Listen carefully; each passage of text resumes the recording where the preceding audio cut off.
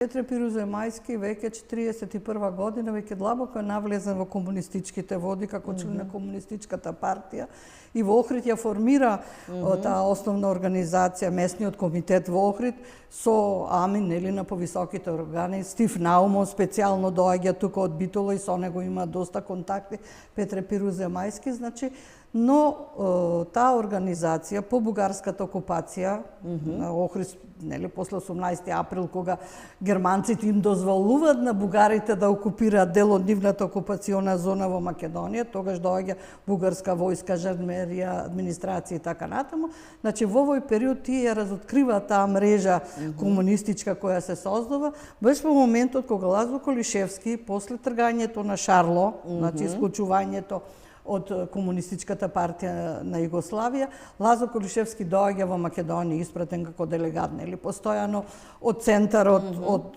цека на комунистичка партија на Југославија, праќаат инструктори, делегати и така натаму. Лазо Колишевски, нели, во октомври е уапсен, заедно со поголема група охридски комунисти.